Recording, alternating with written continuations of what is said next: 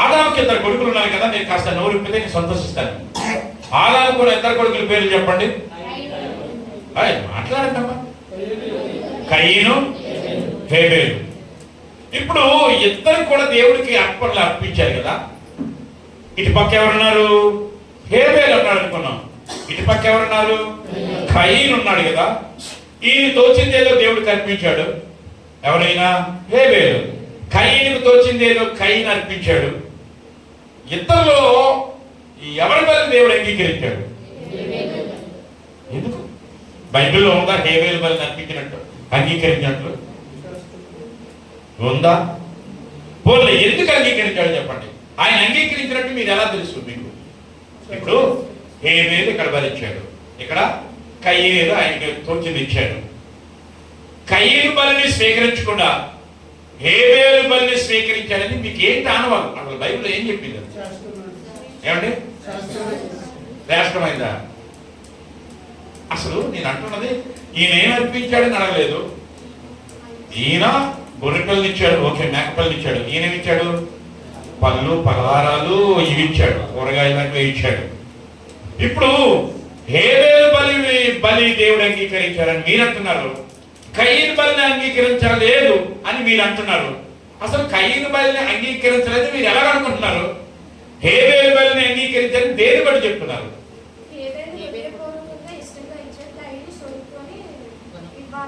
నేను ఆయన ఎలాగిచ్చాడు అనలే. అసలు ఆయన బలిని దేవుడు స్వీకరించాడని నీకు ఎలా? బైబిల్ ఏముంది? అసలు ఏముందండి? రక్షణ లక్ష్య పెట్టాను. బాగుందండి.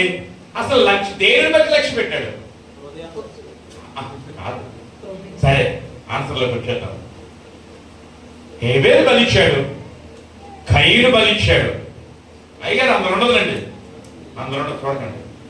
హేబేలు బలిచ్చాడు, కయీను బలిచ్చాడు. కయీను బలి మీదకి అగ్ని దిగి రాలేదు, హేబేలు బలి మీదకి అగ్ని దిగి వచ్చింది. స్తోత్రం కలుగును గాక. ఏ బలి మీదకైతే అగ్ని దిగి వస్తుందో అది అంగీకరించినట్లు. చప్పట్లు కూడా దేవుడు మన పక్కన. హల్లెలూయా. ఈయన అర్పించాడు, ఆయన అర్పించాడు, కానీ ఒకరి మీదకే అగ్ని దిగి వచ్చింది. ఏ బలి పశువు మీదకైతే అగ్ని దిగి వస్తుందో అది అంగీకరించినట్లు. ఆమె చెప్తాం గట్టిగా. ఏలియా కాలంలో ఏలియా బలి పశువు మీదకి ఏమొచ్చింది? అగ్ని దిగి వచ్చిందంటే దేవుడు దాన్ని ఏం చేశాడు? అంగీకరించాడు. ఇప్పుడు నేనంటున్నాను, ఆ బలి పశువు నీవే ప్రార్థన చేస్తున్నావు కదా, నీ మీదకి దేవుని అగ్ని దిగి వస్తే నీ ప్రార్థన అంగీకరించినట్టు. చప్పట్లు కూడా దేవుడు మన పక్కన. హల్లెలూయా, హల్లెలూయా. కాబట్టి మీరు బహు జాగ్రత్తగా వినండి. మోషే కాలంలో గొర్రెలు కాసుకుంటా ఉన్నాడు కదా, గొర్రెలు కొండ మీద గొర్రెలు కాస్తా ఉన్నాడు. గొర్రెలు కాసుకుంటుండగా ఒకరోజు ఒక వింత కనిపించింది. ఏమిటి ఆ వింత? చెప్పండి చెప్పండి. ఒక పొద నడిమిని ఏం చేసిందంట? అగ్ని కనబడుతుంది, అగ్ని కనబడుతుంది, కానీ పొద మాత్రం కూడా కాలిపోలేదు. పొద కాలిపోలేదు, మండుతుంది కానీ కాలిపోలేదు. మండడం ఏంటి, కాలిపోకపోవడం ఏంటంటే? హల్లెలూయా చెప్పండి. హల్లెలూయా. ఏంటి ఏంటి అవింత? ఇందాక నుంచి మంటలు వచ్చేస్తున్నాయి. అలాగని దగ్గరికి వెళ్ళి చూస్తే అక్కడ ఏం లేదంట, కాలిపోవట్లేదు, కాలిపోవట్లేదు. నీ దేవుడు నిన్ను కాల్చడానికి కాదు, నిన్ను అంగీకరించాడని దాని నిదర్శనం ఏంటంటే, దేవుని అగ్ని ఏ బలిపీఠం మీదకి దిగొస్తుందో, ఏ బలి మీదకి దిగొస్తుందో, ఏ అగ్ని మీదకి దిగొస్తుందో, ఏ యొక్క వ్యక్తి మీదకి దిగొస్తుందో ఆ యొక్క బలిని దేవుడు అంగీకరించినట్లు. స్తోత్రం కలుగును గాక. ఆమె చెప్తాం గట్టిగా. హల్లెలూయా. సరే, ఆ వింత ఏదో చూద్దామని వెళ్ళాడండి ఎవరైనా? గొర్రెలు కాసుకుంటున్న వ్యక్తి మోషే. మోషే వెళ్ళాడు. చూస్తే గొప్ప వింత ఉంది. ఏంటి కదా? పొద నడిమిన ఒక అగ్ని ఉంది, మంటలు వస్తున్నాయి కానీ కాలిపోవట్లే. హల్లెలూయా. మీకు కూడా అంతే కదా? పరిశుద్ధాత్మ మీలో ఉన్నాడా? కాలిపోతున్నారు మీరేమైనా? ఒకసారి పండిత రమాబాయి, ఎవరండి? పండిత రమాబాయి ఒకరోజు ఆమె 12 సంవత్సరాలకే 18,000 శ్లోకాలు కంఠస్థ పెట్టింది. 18,000 శ్లోకాలు చూడమని చెప్పింది. కానీ మనకు వాక్యాలు మాత్రం 18 వాక్యాలు కూడా చూడడం రావు. మనకు మాత్రం 18 వాక్యాలు కూడా చూడకుండా రావు. ఆమె శ్లోకాలు ఎన్ని గంటలతో పెట్టింది? తన తండ్రి అయిన ఆనంద శాస్త్రి నేర్పించాడు 18,000 శ్లోకాలు. అంత చిన్న వయసులోనే 18,000 శ్లోకాలు చదివింది కదా, నేర్చుకుంది కదా, ఆమె పండితాన్ని బిరుదించారు. ఒక రోజు ఇలాగంటుంది, ఇలా శ్లోకాలు చదువుతుంది. అష్టాదశ పురాణంలో ఇలా చదువుతుంది. ఓం శ్రీ బ్రహ్మపుత్రాయ నమః, ఓం శ్రీ దరిద్ర నారాయణ నమః, ఓం శ్రీ కన్యసుతాయ నమః, ఓం శ్రీ అర్దుష్టాయ నమః, ఓం శ్రీ విరదిష్టాయ నమః, ఓం శ్రీ ప్రీప్రూకాయ నమః, ఓం శ్రీ వృక్షశిలాయ నమః, ఓం శ్రీ మృత్యుంజయ నమః, ఓం శ్రీ అజమగ నమః. ఇలా చదువుకుంటూ తన శ్లోకాలు ఏమి చెప్పుకుంటుంది. అప్పుడు అంటుంది, తండ్రి గారు నేను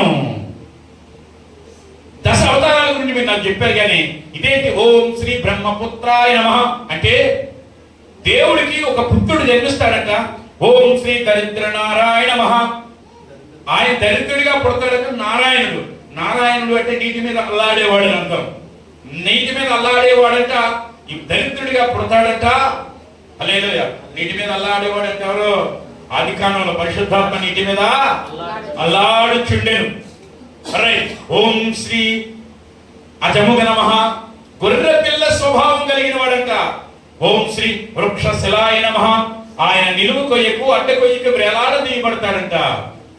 ఓం శ్రీ మృత్యుంజయాయ నమః, ఆయన చనిపోతాడు కానీ తిరిగి లేస్తాడట.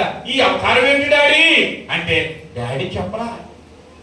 ఒక పాస్టర్ గారి దగ్గరికి వెళ్ళి బైబిల్ తీసుకొని ఆమె చదవడం ప్రారంభించింది. హల్లెలూయా. ఇక క్రీస్తును సొంత రక్షకుడిగా పండిత రమాబాయి స్వీకరించి ఒక దగ్గరికి వచ్చి ఒక 5-6 ఒక ఇంటి పైన ప్రార్థన చేస్తున్నారు. ప్రభువా, మీ అభిషేకము దిగిరానివ్వండి, మీ మహిమ దిగిరానివ్వండి, మీ ప్రభావం దిగిరానివ్వండి, మీ ప్రసన్నత దిగిరానివ్వండి, మీ మహిమ దిగిరానివ్వండి. ప్రార్థన చేస్తున్నారు. వాళ్ళు ప్రార్థనలో లీనమైపోయారేమో. కళ్ళు మూసుకొని ఏం చేస్తున్నారంటే ఆత్మలో ఆరాధన చేస్తున్నారు పండిత్ రమాబాయి మరి వారి స్నేహితులు మేడపైన.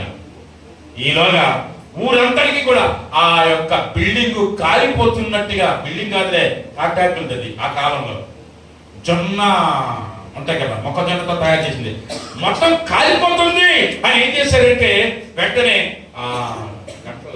ఫైర్ ఇంజిన్ ఫోన్ చేసేసారు. ఫైర్ ఇంజిన్ వచ్చేసింది. ఫైర్ ఇంజిన్ వచ్చి ఎంత అయిపోయినా రావట్లేదు అగ్ని. అలాగే ఎవరు కాలిపోవట్లేదు. లోపల హ్యాపీగా వాళ్ళు ప్రార్థన చేసుకుంటున్నారు. బయటేమో అగ్ని, లోపలేమో ప్రార్థన. హల్లెలూయా. అప్పుడు వెంటనే ఈ అల్లర్ని చూసి అప్పుడు పండిత రామబాయి ఏమైంది అని అంటే, అమ్మో కాలిపోతుంది. ఏంటి కాలిపోతుంది? అక్కడ కాలిపోవట్లేదు, అది అగ్ని ఉంది కానీ అది కాలిపోలేదు. పదం మండుతున్నది కానీ కాలిపోలేదు. అది పరిశుద్ధాత్మ అగ్ని. చప్పట్లు కొట్టి దేవుని హల్లెలూయా, హల్లెలూయా. అయితే ఆ మోషే చూసినటువంటి పద నడిమిన అగ్ని ఉంది. ఆ అగ్నిని చూడటానికని నాయకుడైనటువంటి రాజకుమారుడిగా పెరిగినటువంటి మోషే వెళ్ళాడు. ఎక్కడికి వెళ్ళాడు చెప్పండి?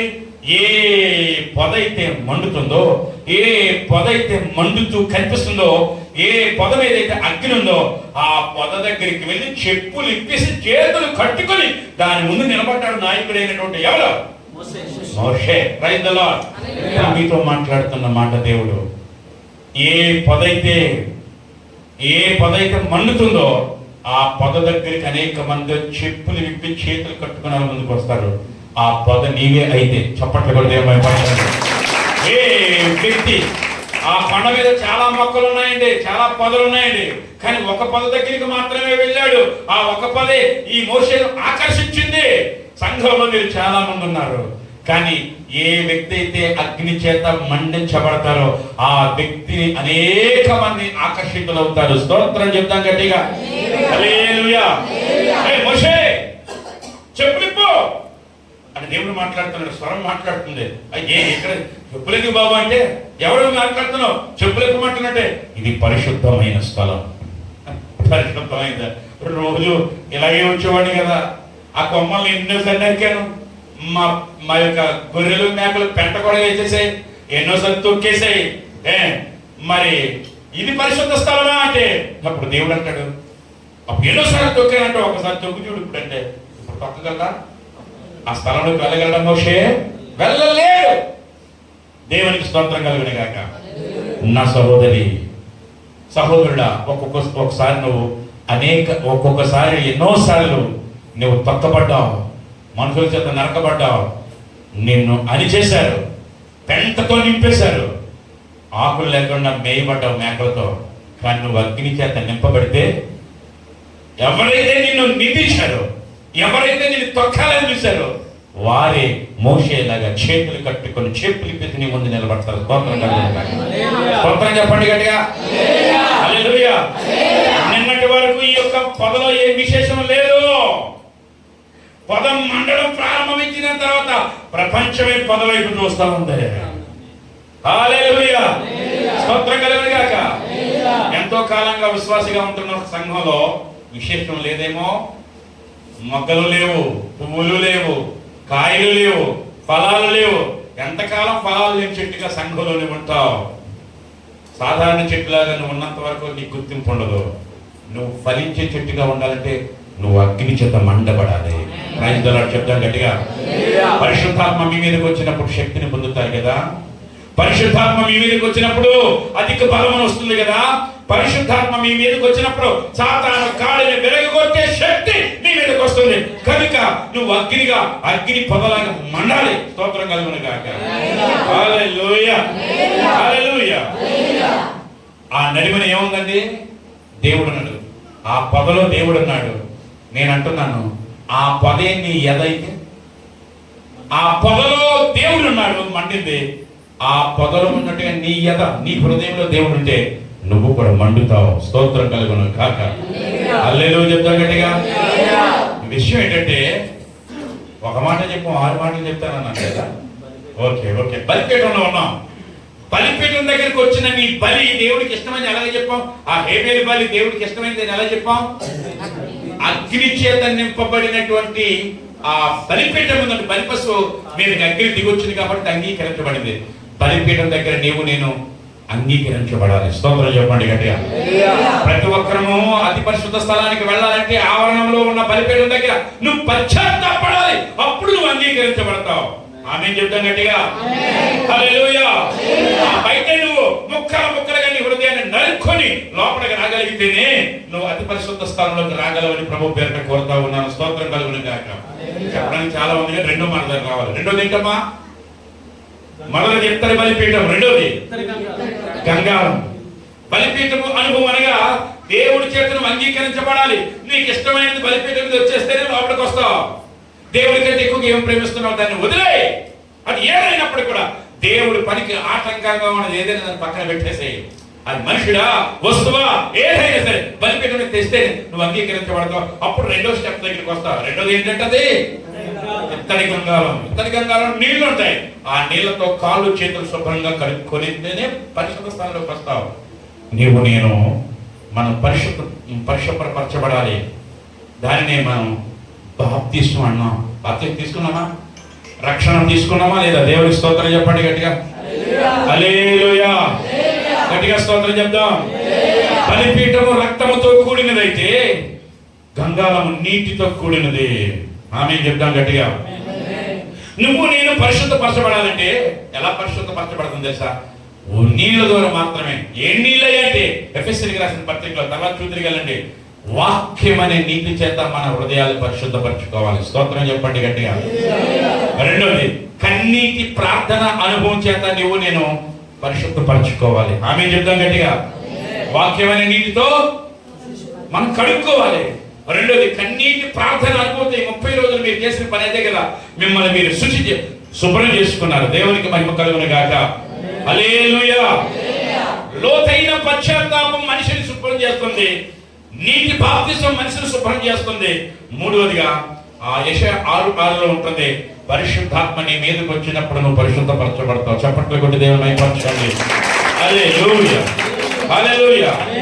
ప్రియమైన దైవ జనాంగమా, లోతైన కన్నీటి ప్రార్థన అనే అనుభవానికి రావాలి. రెండోది వాక్యం చేత కొలక స్నానం చేయాలి. మూడోది పరిశుద్ధాత్మ చేత నువ్వు కడుక్కోవాలి. నాలుగోదిగా అధికమైన శ్రమల వల్ల కూడా నువ్వు కడగబడతావట. అధికమైన శ్రమలు రావాలి. వచ్చినప్పుడే మనం శ్రమ వలన విధేయత నేర్చుకుంటామని దేవుని లేఖనాలు సెలవిస్తుంది. హల్లెలూయా. హల్లెలూయా. ఈరోజు కన్నీళ్లతో బాధపడుతున్నావా? దేవుడు అంటాడు నీ కన్నీళ్లను నాట్యంగా మారుస్తానంటున్నాడు. ఆమె చెప్పండి గట్టిగా. నీటిని ద్రాక్షరసంగా మార్చిన దేవుడు నీ కన్నీటిని నాట్యంగా మార్చగలగడు. హల్లెలూయా. ఏ నీరైతే నిన్ను ముంచాలనుకుందో ఆ నీటి రెండుగా చీల్చి ఆ నీటి మీద నడిపించగలిగిన దేవుడు. హల్లెలూయా, హల్లెలూయా. నీటి మీద నడిచిన దేవుడు, నీటి బొమ్మును అణిచిన దేవుడు, నీటి మీద రెండు పాయలుగా నీటిని ఏకరాశిగా మార్చిన దేవుడు నీకున్న సమస్యలను కూడా ఆయన తీసివేసి లేకుండా చేయగలిగిన సమర్థుడు. ఆమె చెప్తాం గట్టిగా. హల్లెలూయా, హల్లెలూయా. కాబట్టి ఇది నేను కన్క్లూడ్ చేస్తున్నాను. యాక్చువల్లీ ఇదో గంటన్నర చెప్పొచ్చు, తగ్గిన చెప్పడానికి సమయం కుదరదని చెప్పేస్తున్నాను. ఆ గంగారం దగ్గర నువ్వేం చేయాలంటే బలిపీఠం దగ్గర అంగీకరించబడాలి. అంటే దేవుని యొక్క అగ్ని చేత నింపబడాలి. అది రక్తంతో కూడింది, అంటే పశ్చాత్తాపం పొందాలి. రెండవదిగా ఎత్తని బలిపీఠం దగ్గరికి గంగారం దగ్గరికి వచ్చేటప్పటికి నువ్వేం చేయాలి తెలుసా? నీటి చేత శుభ్రం చేయబడాలి. ఏంటని నీరు అంటే బాప్తిస్మం అని నీరు, కన్నీటి ప్రార్థన అని నీరు, వాక్యము అని నీరు, పరిశుద్ధాత్మ అని నీరు, ఇంకొకటి శ్రమలు అనే నీళ్లు. అగ్ని చేత నువ్వు పరిశుద్ధపరచబడతావు. ఆమె చెప్పండి కొంచెం. హల్లెలూయా, హల్లెలూయా. ఇత్తడి గంగాల దగ్గర ఎందుకంటే అది ఒక అర్థంలో పనిచేసేది. ఒక అర్థం ఆ స్త్రీల అర్థాలతో తయారు చేసింది. అది యాజకుల యొక్క భార్యలు ఆ యొక్క అక్కడ పనిచేయడానికి వచ్చినటువంటి ఆ స్త్రీల అర్థాలతో తయారు చేయబడినటువంటి ఇత్తడి గంగాలలో వీళ్ళ ముఖం చూసుకుంటే పరలోకములో ఉన్న ప్రభు ముఖంలాగా వీళ్ళ ముఖం తయారవ్వాలని ఒక ఆలోచన కలిగి ఉంటారు. ఆయన పోలికలోని తయారవ్వాలని ఒక ఆలోచన కలిగి ఉంటారు. హల్లెలూయా, ప్రైజ్ ది లార్డ్ చెప్తాం. ఇత్తడి బలిపీఠం దగ్గర నువ్వు అంగీకరించబడితే ఇత్తడి గంగాలం దగ్గరికి వచ్చేటప్పుడు శుద్ధీకరించబడతావు. రెండు పనులు అయిపోయాయండి. ఎక్కడికి వెళ్ళాలి మన ప్రయాణం? ఆవరణంలో నుండి అతి పరిశుద్ధ స్థలానికి వెళ్ళాలి. ఆవరణంలో అతి పరిశుద్ధ అంటే ఈ లోకం నుండి పరలోకం వెళ్ళాలంటే ఖచ్చితంగా నీకు పశ్చాత్తాపం ఉండాలి. రెండవదిగా బాప్తిస్మ అనుభవం ఉండాలి. ఇక మూడవ దగ్గర లోపలికి వచ్చేసాం. ఇప్పుడు ఇక్కడ ఏంటిది పరిశుద్ధ స్థలం? ఏంటమ్మది? దీప వృక్షంలా ఉంటాయి, కానీ అందులో దీపాలు వెలుగుతూ ఉంటాయి. ఒలీవను పోస్తారు, నిత్యము వెలుగుతూ ఉండాలి. హల్లెలూయా, స్తోత్రం చెప్తాం గట్టిగా. ఆ బయట ఏమో సూర్యుడు వెలుగు ఉంటది, కానీ పరిశుద్ధ స్థలంలోకి వచ్చేటికి ఎవరు వెలుగు ఉండాలి? దేవుని వెలుగు కాదు, దీపవృక్షం వెలుగు. మరి అతి పరిశుద్ధ స్థలంలోకి వచ్చేటప్పటికి దేవుని వెలుగే ఉండాలి. ఇక్కడ ఏముండదు. బయట సూర్యుడు, ఇక్కడ దీపవృక్షం. అతి పరిశుద్ధ స్థలంలోకి వచ్చేటప్పటికి ఇంకేమన్నా చీకటే, కానీ దేవుని వెలిగితే నింపబడతా ఉంటది. బాగా వినండి. ఇక్కడ మనం ఆ యొక్క లోపలికి వచ్చేటప్పటికి అంతా కూడా బంగారంతో తయారు చేయబడి ఉంటుంది. జాగ్రత్తగా మీరు ఆలోచన చేయగలిగితే ఆ దీపం ఎప్పుడు వెలుగుతూనే ఉండాలంట. ఉండాలి. మొదటిది లోతైన పశ్చాత్తాపం, రెండోది మామూలు బాప్తిస్మం, నీటి బాప్తిస్మం. మూడో అనుభవం, పరలోకం వెళ్ళాలంటే మూడో అనుభవం ఏంటంటే నువ్వు అగ్ని చేత నింపబడాలి, అగ్ని చేత వెలిగించబడాలి. నువ్వు ఒక దీపానివి. మనం అందరూ ఎవరండి? దీపానివి. దీపవృక్షాన్ని నువ్వు. దీపవృక్షం వెలగాలంటే నూనె ఉండాలి. ఆ నూనెలో ఒత్తులు ఉండాలి. అది వెలిగించడానికి ఒక దీపం ఉండాలి. హల్లెలూయా, హల్లెలూయా. ఇప్పుడు నేను ఒక మాట అడుగుతున్నాను. ఆ దీపం ఎవరని చెప్పాను? నేనే. ఎవరమ్మా? ఆ దీపవృక్షం ఎవరు? నేనే. ఆ దీపవృక్షం నీవైనప్పుడు అందులో తైలము యాజకుడు పోస్తాడు, నిత్యం వెలుగుతూ ఉండాలంటది.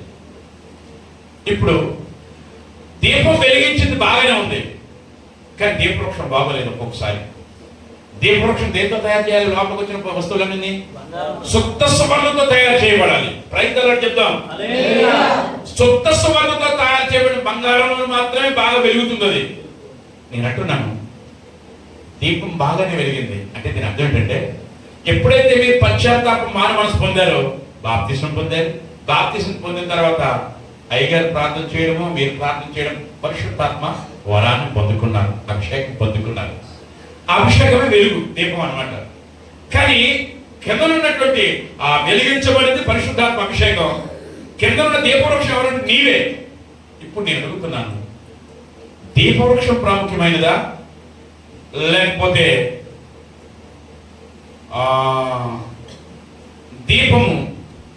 దీపం వెలగడం ప్రాముఖ్యమా, దీపవృక్షం ప్రాముఖ్యమైనదా? ఒకసారి చెప్పండి. వెలిగే దీపం వెలిగించే వెలగడం ప్రాముఖ్యమా, దీపవృక్షం ప్రాముఖ్యమైనదా? అంటే మీకు అర్థమయ్యే పాటలో దీపవృక్షం అంటే నీవే, దీపం వెలిగించే వెలుగు ఎవరంటే పరిశుద్ధాత్మ దేవుడు. ఏ రెండిట్లో ఏది ప్రాముఖ్యమైనది?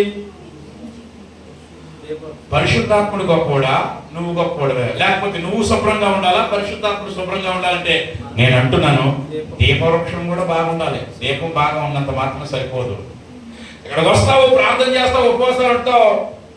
ఉపవాసాలు ఉన్న తర్వాత దేవుడు కనికరించి ఆ సమయానికి నీకు ఎంటర్ అయ్యి తన వరాల చేత, భాషల చేత, కొన్ని దర్శనాల చేత వరాలు ఇస్తాడు. స్తోత్రం కలుగును గాక. ఎక్కడికి వచ్చో విపరీతమైన భాషలు మాట్లాడుతున్నావు, దర్శనాలు చూస్తున్నావు, చాలా సంతోషమే. నువ్వు ఎలా ఉన్నావంటే ఒక దీపవృక్షం. నీ మీద ఉన్నట్టు వెలుగు ఎలాంటిదంటే అది పరిశుద్ధాత్మ దేవుడు. ఇక్కడ ఎన్ని భాషలు మాట్లాడుతున్న నీవు వినాలి వినాలి. ఇక్కడ ఎన్ని భాషలు మాట్లాడుతున్న నీవు అదే నోటితో ఇంటికి వెళ్ళి బూతులు మాట్లాడేవనుకో, నీ మీద వెలుగుతున్నది పరిశుద్ధాత్మ అనుకుంటారా, వెలుగుదూతాత్మ అనుకుంటారా? చెప్పండి మీరు, బాగా వినండి. నిజానికి నువ్వు వెలిగించబడింది పరిశుద్ధాత్మతోనే, నో డౌట్, పరిశుద్ధాత్మతోనే వెలిగించబడ్డావు. కానీ ఇక్కడ భాషలు మాట్లాడావు, ఇంటికి వెళ్ళి బూతులు మాట్లాడుతున్నావు, నీ మీద ఉన్న పరిశుద్ధాత్మ మీద అనుమానం కలుగుతుంది. నిన్ను బట్టి పరిశుద్ధాత్మ దేవుడు ఏం చేస్తాడంటే ప్రశ్నించబడతాడు. ప్రియ సంఘమా జాగ్రత్త. దీపం వెలగడం ఎంత ప్రాముఖ్యమో దీపవృక్షం కూడా అంతే ప్రాముఖ్యము. హల్లెలూయా. నూనె ఎంత ప్రాముఖ్యమో ఆ దీపం కూడా అంతే ప్రాముఖ్యము. హల్లెలూయా. మిమ్మల్ని వెలిగించేది పరిశుద్ధాత్ముడే. ఎవరి ద్వారా వెలిగిస్తారంటే యాజకుడి ద్వారా వెలిగిస్తాడు. హల్లెలూయా. మీ సేవకుడి ద్వారా వెలిగించి సేవకుడు నూనె పోయాలి. ఒక్కొక్కసారి దీపం వెలిగించినప్పుడు మరి సేవకుడు వచ్చి ప్రార్థన చేసినప్పుడు, సేవకురాలు వచ్చి ప్రార్థన చేసినప్పుడు మీరు వరాల చేత నింపబడితే మీరు అంటారు, అయ్యో మా సేవకుడు గొప్పోడు, మోషే అంతటి వాడు, పౌలు అంతటి వాడు. మీరు పొగిడేవారు మీరే. ఒకవేళ అదే దీపానికి కొంచెం బాగా దీపం వెలిగి వెలిగి వెలిగి వెలిగిన తర్వాత ఏమవుతుందో చెప్పండి. దీపం ఏమంటారు, దాన్ని ఏమంటారు నాకు అర్థం కాదు.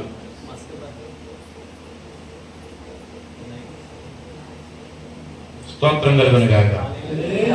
అది ఏదో వస్తుంది, మస్టో ఏదో అంటారండి. బాగా వెలిగి వెలిగిన తర్వాత పొగ చూరిపోతుంది, ఆ ఒత్తులు పాడైపోతాయి. దాని కరెక్ట్గా ఓడి నాకు రావట్లేదు.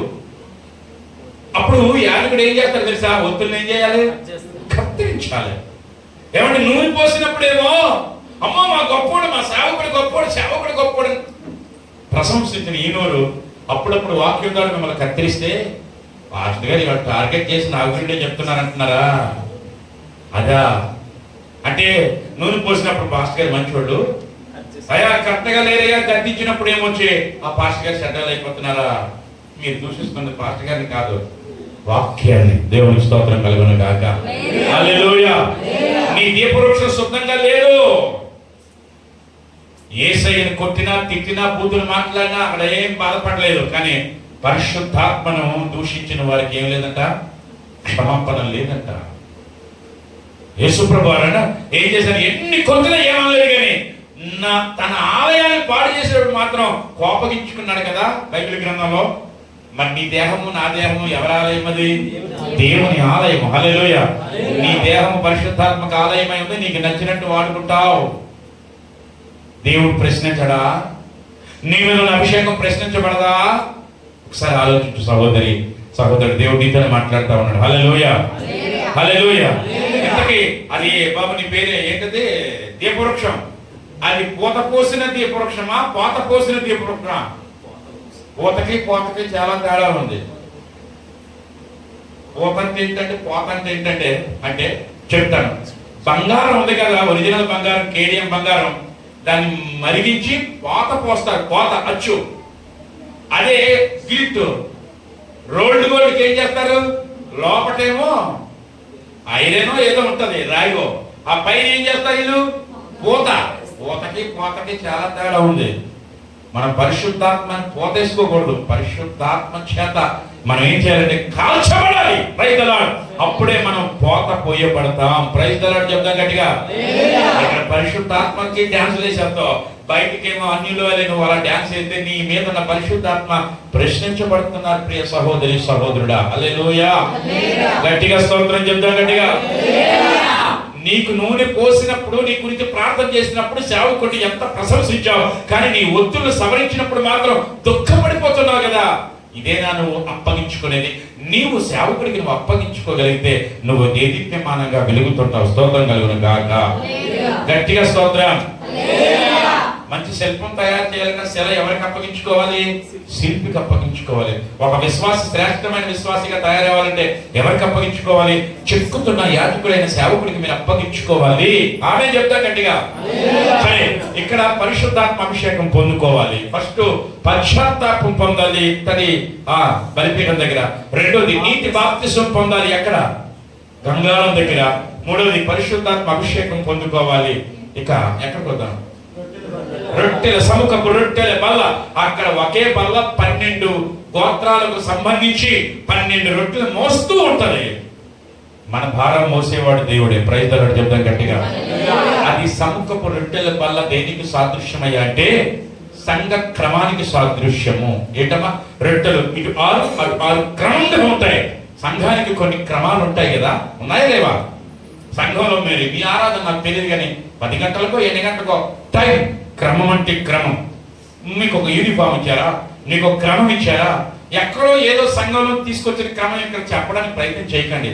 ఏ స్కూల్ యొక్క క్రమం అక్కడే ఉంటది, ఏ సంఘం యొక్క క్రమం అక్కడ ఉంటది. నువ్వు ఎక్కడెక్కడో చూసొచ్చి అక్కడ అలా ఉంది మనకి అలాగే చేయాలని నువ్వు కోరిక అవసరం లేదు. మీ సేవకుడికి తెలుసు ఏది శ్రేష్టమో ఏది మంచిదో. స్తోత్రం చెప్తాం గట్టిగా. హల్లెలూయా. కనుక సంఘానికి ఒక క్రమం ఉంది. ఆ క్రమం ప్రకారంగా అపోస్తలుల బోధయందు మీరు తప్పకుండా సేవకునికి అప్పగించుకోవాలని దేవుడి పేరిట మీకు తెలియజేస్తా ఉన్నాను. హల్లెలూయా చెప్పండి గట్టిగా. హల్లెలూయా. అది ఏంటట? పరిశుద్ధాత్మ అభిషేకానికి సాదృశ్యం. ఇదేంటో సంఘ క్రమము. సంఘంలో కొన్ని క్రమాలు ఉంటాయి. నువ్వు ఏ ప్రతి ప్రార్థనకి రావాలి, నీకు కొన్ని బాధ్యతలు ఉంటాయి, ఆ బాధ్యతలు నిర్వర్తించాలి, క్రమాలు ఉంటాయి. అలాగే దశమ భాగాన్ని ప్రభు కొరకి అర్పించాలి, సువార్త కొరకే నువ్వు ముందుకు వెళ్ళాలి. ఆ క్రమాలన్నీ నువ్వు పాటించాలి. ఉపవాస ప్రార్థనకి రావాలి, ఏర్పాటు చేయబడిన కూడికలకు రావాలి. అది సంఘ క్రమాన్ని కూడా నువ్వు పాటించాలి. ఇంకా 3వది దగ్గరికి వద్దాం. అంటే 5వది ఏంటి ఇక్కడ ఉంది చెప్పాలి? ధూపవేదిక. బంగారంతో తయారు చేయబడిన ధూపవేదిక. జటామాంసి, సాంబ్రాణి, ఉప్పు, ఏమంటే ఇలాంటి వాటితో ఏం చేశారంటే ఒక చూర్ణం తయారు చేసి గుగ్గిలంలాగా వేస్తారు, సాంబ్రాన్ని వేస్తారు. అందులో దేవుడు మాట్లాడేవాడు. Praise the lord. ఇది దేనికి సాదృశ్యం అంటే నీ ప్రార్థన జీవితానికి సాదృశ్యం. ప్రైజ్ ది లార్డ్ చెప్పండి గట్టిగా.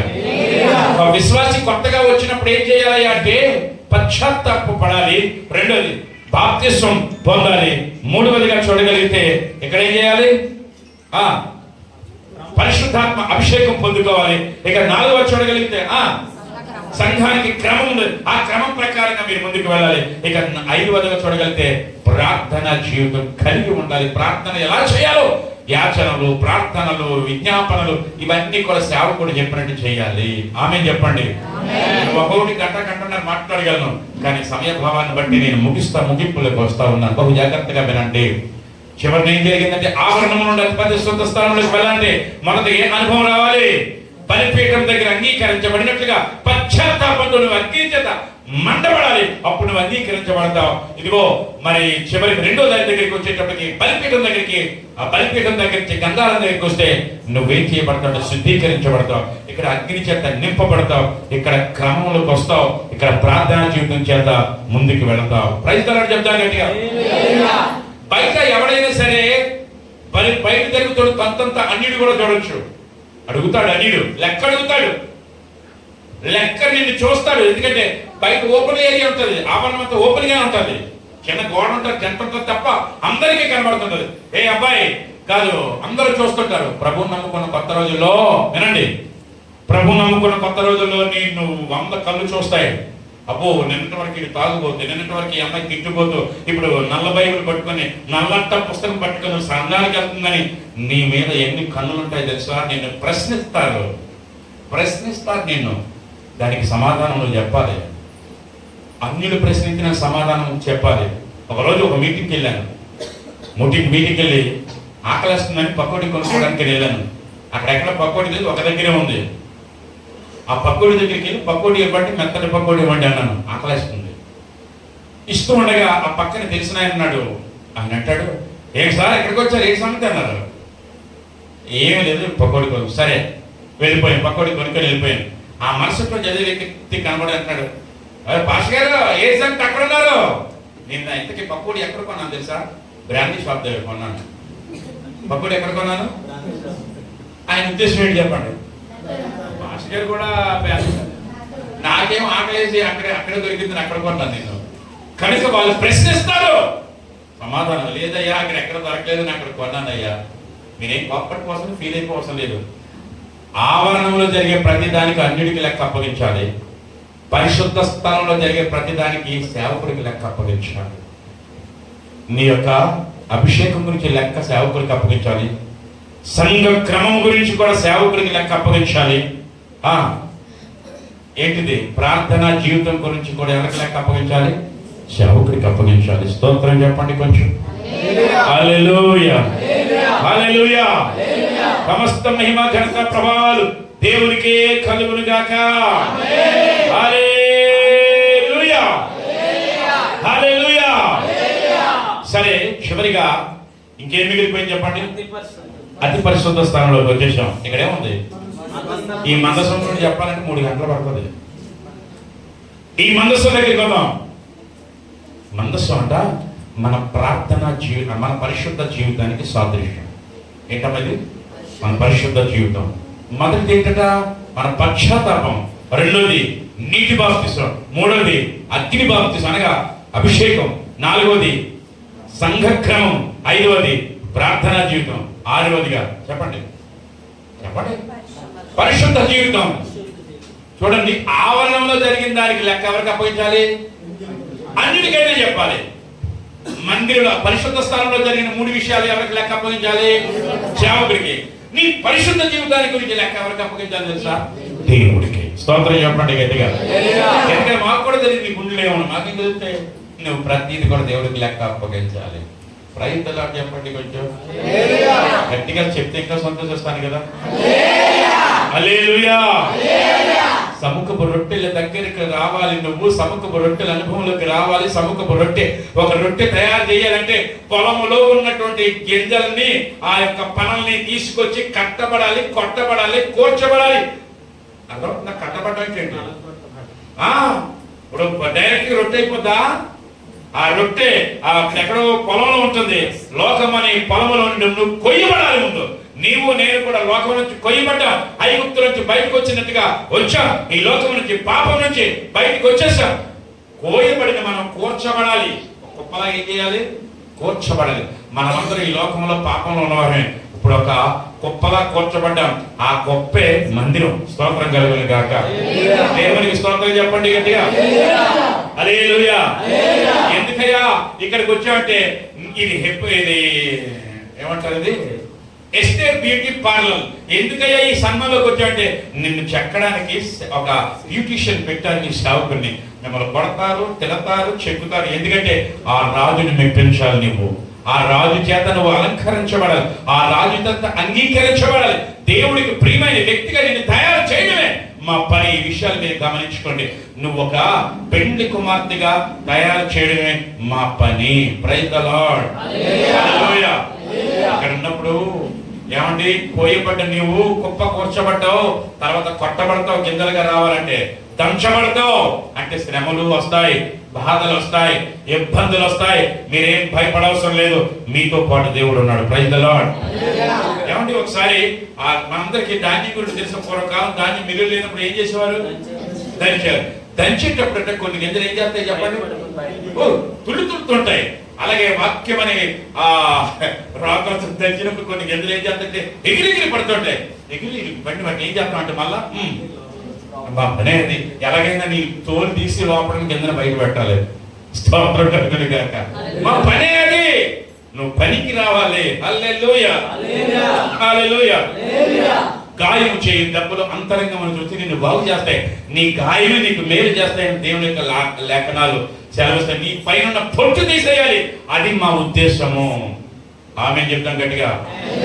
నొప్పు కలుగుతుందా? విరవబడుతున్నావా? పర్వాలేదు, నువ్వు విరవబడినా పర్వాలేదు, కానీ దేవుడు నిన్ను విడవడవు. మనుషుడైతే నిన్ను వాడుకొని విడిచిపెడతాడు. బాగా వినండి, మనుషుడైతే నిన్ను వాడుకొని విడిచిపెడతాడు ఏ రూపంలోనైనా, కానీ దేవుడు ఏం చేస్తే తెలుసా? నిన్ను వాడుకొని విడిచిపెట్టడు. మనుషులు విడిచిపెట్టిన వారిని తిరిగి ఆయన వాడుకుంటాడు. చప్పట్లు కూడా దేవుని హల్లెలూయా. విరిగిన మనస్సు దేవుడికి ఇష్టమైంది అన్నాడు. విరిగిన నేలలో నుంచి మొలకలు వస్తాయి, విరిగిన నేలలో నుంచి మొలకలు వస్తాయి. విరిగినటువంటి ద్రాక్షారసంలో నుంచి, ముక్కలైన ద్రాక్షారసం నుంచి ద్రాక్షారసం వస్తుంది. మేఘం విరిగితే గానీ వర్షం రాదు. రైతులు చెప్పండి, వర్షం రావాలంటే ఏం చేయాలి? మేఘం విరవాలి. ఏమంటే బండ పగిలితే గానీ మంచి నీళ్ళు రావు. సముద్రం 2 పాయలు అయితే గానీ మనం నడవలేము. హల్లెలూయా చెప్పండి, హల్లెలూయా. రొట్టె విరిగితేనే ఆకలి తీరుతుంది. రొట్టెలకు నీకు ఏ ఆకలి తీరుతుంది? రొట్టె విరవాలి. గిద్యోను కొండ పగిలింది కాబట్టి విజయం వచ్చింది. స్తోత్రం చెప్పండి. అలాగే పాపాత్మురాలైనటువంటి ఆ స్త్రీ కొండ పగిలింది కాబట్టి, అత్తరగుట్టి పగిలింది కాబట్టి ఇల్లంతా ఏమైపోయింది? సువాసన. నీ హృదయం పగిలితే నీ జీవితమే సువాసన. Praise the lord. పెరిగవ్వాలంటే పాలేమవ్వాలి? అమ్మో, చిక్కపట్టం కాదు, ఏమవ్వాలి? అది ఖచ్చితంగా విరవాలి. నీ హృదయాన్ని కూడా విరవ కొట్టబడితే అక్కడ దేవుడు గొప్ప కార్యం చేస్తా ఉంటాడు. ప్రైజ్ ది లార్డ్ చెప్తాం గట్టిగా. హల్లెలూయా. నువ్వు ఎంత నలిగిపోతావో పర్వాలేదు, నలిగిపోయిన గులాబీ పరిమళించినట్లుగా నిన్ను పరిమళించబోతున్నాడు. ఆమె చెప్తాం గట్టిగా. ఎంతగా దంచబడుతున్నావేమో మనుషుల చేత, సమస్యల చేత, నువ్వు దంచబడుతున్నా, నీవు దీవించబడుతున్నావు. రైతులను చెప్తాం గట్టిగా. ఎంతగా నువ్వు పోగొట్టుకున్నావు, ఎంతవరకు? ఆరోగ్యం పోయిందా, ఆస్తి పోయిందా, మనుషులు ప్రేమ పోగొట్టుకున్నావేమో, కానీ దేవుడు అంటున్నాడు నువ్వు ఎంతగా పోగొట్టుకున్నావు అంతగా పొందుకొని రోజులు యోగులాగా నీకు రాబోతున్నాయి. ఆమె చెప్తాం గట్టిగా. హల్లెలూయా. ఎంతగా విరగొట్టబడుతున్నావా సహోదరి, సహోదరుడా, నువ్వు భయపడవసరం లేదు. విరగొట్టబడుతున్న దేవుడు నిన్ను విస్తరించబోతున్నాడు. ఆమె చెప్తే ఏమవుతుండే? ఆమె చెప్పండి. హల్లెలూయా, హల్లెలూయా, హల్లెలూయా. ఆ యొక్క ముగింపులకి నేను వస్తా ఉన్నాను, జాగ్రత్తగా మీరు ఆలోచన చేయండి.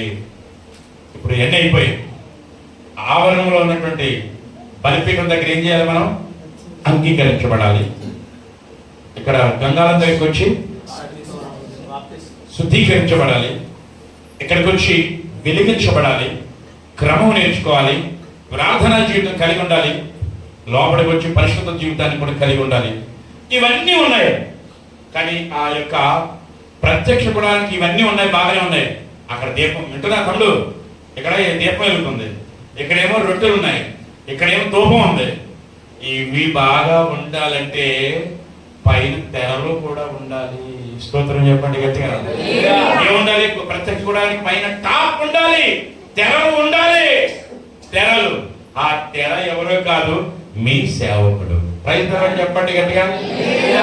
దీపం ఆరిపోకుండా ఉండాలంటే, ధూపం చెదిరిపోకుండా ఉండాలంటే, రొట్టెలు పాడవకుండా ఉండాలంటే, పరిశుద్ధాత్మ నీ మీద నుంచి దూరంగా వెళ్లకుండా ఉండాలంటే, ప్రార్థనా జీవితం నిలకడగా ఉండాలంటే, సంఘ క్రమం నీకు ఉండాలంటే, నీ మీద ఎవరు ఉండాలి తెలుసా? సేవకుడు కంట్రోల్లోనే ఉండాలి. సేవకుడి ఆధిపత్యంలోనే ఉండాలి. సేవకుడికి అప్పగించుకొని ఏ విశ్వాస అయితే వాళ్ళ ధూపం చెదిరిపోదు, దీపం ఆరిపోదు, ప్రార్థన జీవితం పాడైపోదు, రొట్టెలు కూడా పాడవు. స్తోత్రం చెప్తాం గట్టిగా. హల్లెలూయా, హల్లెలూయా. అర్థమైందా లేదా? సేవకుడికి మిమ్మల్ని మీరు ఏం చేయాలి? అప్పగించుకోవాలి. యోసేపు గట, బాగా వినండి, యోసేపు గట ఐగుప్తు రాజట అప్పగించుకున్నాడట. అందుకే ప్రపంచానికే భోజనం పెట్టారు. చప్పట్ల కొడితే పౌలు దేవుడికి అప్పగించుకున్నాడంట. మాసిదోనియా సంఘం పౌలుకి అప్పగించుకున్నట్లుగా మీరు మీ సేవకుడికి మీరు అప్పగించుకోగలిగితే మీ దీపం ఆరిపోదు, ధూపం చెదిరిపోదు, క్రమం తప్పిపోరు. ఆమె చెప్పండి కొంచెం. హల్లెలూయా. ఒకవేళ నాకు అన్నీ తెలుసులే, ఈ మధ్య కొంతమంది యూట్యూబ్ లో వింటారు, ఎక్కడ వింటారు, ఉన్నీసే మాకు అన్నీ తెలిసేసాను, అన్నీ తెలిసేసాను అనుకుంటుంటారు. ఏం తెలియదు నీకు. వాక్యం తెలిసినంత గొప్పగా అనుభవాలు మీకు ఉండాలి. అనుభవాలు ఉండవు మీకు. అలాగే కంగారు నాయకులతో మాకు పని లేదనుకుంటే ఇలాగే చాలా మంది జారిపోయారు. సంస్థలు పడిపోవడానికి కారణం చెప్పనా? సంస్థలకు ఎవడైనా చెప్పినట్టు ఉన్నాడా? నాయకుడు ఉన్నాడా? చెప్పిన మాట వినలేడు. లేదు. సంస్థలు అంత బలవంతుడు జారిపోవడానికి కారణం నాయకుడి కింద ఆయన లేడు. ఆమేన్ చెప్పండి. సౌలు గొప్ప నాయకుడే, గొప్ప రాజే, బలమైనడే, కానీ సౌలు కూడా జారిపోయాడండి. ఆమేన్ చెప్పండి. సౌలు శాపగ్రస్తుడు అయిపోవడానికి కారణం ఏంటంటే నాయకుడు ఉన్నాడు. ఎవరు? సమూయేలు.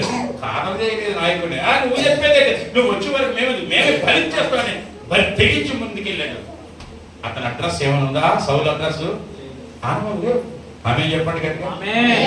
సొలొమోను ప్రపంచానికి గొప్ప రాజు. అతను చల్లగా జారిపోయాడు నా పాపంలోకి. ఎంతమందిని చేసేసుకున్నాడు. కారణం తెలుసా? సొలొమోనికి కూడా నాయకుడు లేడు. సొలొమోనికి యాజకులు ఉన్నారు కానీ మాట వినలేదు. ఆయనకి ఏది నచ్చిందో అదే చేశాడు. హల్లెలూయా. లోతు ఆ యొక్క ఇరుక్కుపోవడానికి కారణం ఏంటి? లోతు సొదొమ పట్టణంలో ఇరుక్కుపోవడానికి కారణం ఏంటంటే లోతుకు కూడా ఎవరు లేరు? నాయకుడు లేడు. అబ్రహాము దగ్గర ఉన్నంత వరకు హ్యాపీగా ఉన్నాడండి. ఈరోజు ఖచ్చితంగా మీ దీపం బాగా ఉండాలి, దూపం బాగా ఉండాలి, సంఘక్రమం బాగా ఉండాలి, తెరలో కింద ఉండాలి అనగా మీ సేవకుడికి మిమ్మల్ని మీరు అప్పగించుకోండి. Praise the lord. అయితే దావీదు కూడా పడిపోయాడండి. అందరికంటే ఘోరమైన పాపంలో పడ్డాడు దావీదు. అవునా కదా? కానీ దావీదు తిరిగి నిలబడ్డాడు. కారణం ఏంటి తెలుసా? దావీదుట సమూయేలు ఒక దెబ్బ కొట్టాడట. ఇటు నుంచేమో ఇంకెవరున్నారు? నాతాను ఒక దెబ్బ కొట్టాడు, గాదు ఒక దెబ్బ కొట్టాడు. దేవునికి స్తోత్రం కలుగును గాక. ముగ్గురు ప్రవక్తలు ఆయన దగ్గర ఉన్నారు. చాడా పేడ ఏడా పేడ కొట్టిన తర్వాత అప్పుడే కదా అన్నాడు, నీతి మంతులు కొట్టుట నాకు తైలాభిషేకం. మీ సేవకుడికి మిమ్మల్ని గద్దిస్తే మీకు ఆశీర్వాదం. మీకు అర్థం కావట్లేదు. దావీదు నిలబడటానికి ప్రాముఖ్యమైన కారణం సేవకునికి తను అప్పగించుకున్నాడు. ఈరోజు ప్రియ సహోదరి సహోదరుడా, మన ఆశ ఒకటే. ఎక్కడికి మన ప్రయాణం ఎక్కడికి చెప్పండి? కృపాసింహాసనం. ఎక్కడుంది కృపాసింహాసనం? అతి పరిశుద్ధ స్థలంలో ఆ యొక్క నిబంధన మనసు మధ్యలో ఉంది. అక్కడికి నువ్వు వెళ్ళాలంటే ఆవరణం దాటి రావాలి. ఆవరణ దాటి పరిశుద్ధ స్థలం దాటి రావాలి. అప్పుడు అతి పరిశుద్ధ స్థలంలోకి వెళ్ళగలవు. దీన్ని మనం పరలోకానికి అన్వయించుకుందాం. నువ్వేం చేయాలి? మొట్టమొదటిసారి పశ్చాత్తాపం పొందావు, పాపముల గురించి అయిపోయి ఉంటుంది. రెండోది నీటి బాప్తిసం పొందుకొని ఉంటారు నాకు తెలిసి. మూడోది పరిశుద్ధాత్మ అభిషేకము, అది కూడా మీకు కొంతమంది పొందుకొని ఉంటారు. నాలుగోది సంఘానికి ఏం కావాలి? క్రమము కావాలి. ఇక ఐదోది ప్రార్థన, విడువక ప్రార్థన చేయాలి. ప్రార్థన అనుకో. ఐదవదిగా పరిశుద్ధ జీవితం కలిగి ఉండాలి. ఆమేన్ చెప్పండి. ఆరవదిగా మీకు ఎవరి కింద ఉండాలి? మీ నాయకుడి కింద, నాయకుడి అధికారానికి మీరు ఒప్పుకోండి. అప్పుడు మీరు స్థిరపరచబడతారు. ఆమేన్ చెప్పండి గట్టిగా. అప్పుడు మీరు హ్యాపీగా ఎక్కడికి వచ్చేస్తారు తెలుసా? అతి పరిశుద్ధ స్థలంలోకి వస్తారు. అనగా ఏదైనా తోటలో చేతి వెళ్ళగొట్టబడ్డామో, ఏ పరదేశంలో చేతి వెళ్ళగొట్టబడ్డామో, నీవు నేను మరలా అదే పరదేశంలోకి వెళ్ళబోతున్నాం. 7 విందులో యేసయ్య పక్కన కూర్చోబోతున్నాం. విందు చేయబోతున్నాడు. అక్కడ వివాహ విందులోకి నీవు నేను వెళ్దుము కాక. ఆమేన్ చెప్తా గట్టిగా. హల్లెలూయా, హల్లెలూయా. సహోదరి సహోదరుడా, నాకు ఇచ్చిన సమయం అయింది కనుక నేను ముగిస్తా ఉన్నాను. మన ప్రయాణం ఆవరణ నుంచి అతి పరిశుద్ధ స్థలానికి వెళ్ళాలి. ఈ లోకం నుండి ఏ లోకానికి వెళ్ళాలి? పరలోకానికి వెళ్ళాలి. ఈ అనుభవాలన్నీ తట్టుకొని వెళ్ళాలి. తెర అడ్డుగా ఉండేది. యేసుక్రీస్తు వారు ఆ తెరను ఏం చేశారంటే శిలువలో చింపేశారు. ప్రతి ఒక్కరు కూడా హ్యాపీగా అతి పరిశుద్ధ స్థలం అనగా ఇక్కడ కృపా సింహాసనం దగ్గర చేరుకోవాలంటే ఖచ్చితంగా పశ్చాత్తాప అనుభవం ఉండాలి, నీటి బాప్తిస్వం అనుభవం ఉండాలి, పరిశుద్ధాత్మ అభిషేకం అనుభవం ఉండాలి, ఇక్కడ సంఘ క్రమం ఉండాలి. ఐదవదిగా ప్రార్థన చేయండి. ప్రార్థనలో చాలా రకాలు ఉన్నాయి, వివరించడానికి సమయం కుదరలేదు. నీ పరిశుద్ధ జీవితాన్ని కాపాడుకొని సేవకుని చేతి కింద ఉంటే, సేవకునికి నువ్వు అప్పగించుకుంటే ఖచ్చితంగా ఆ ఎస్తేరును తయారు చేసి రాజు దగ్గరికి పంపించినప్పుడు రాజు దయ ఎస్తేరు మీద ఉన్నట్లుగా మన పరలోకపు రాజు దయ నీ మీద నా మీద ఉంటుంది. అట్టి కృపాక్షేమములు సంఘమైన మీకు నాకు దేవుడు అనుగ్రహించుగాక.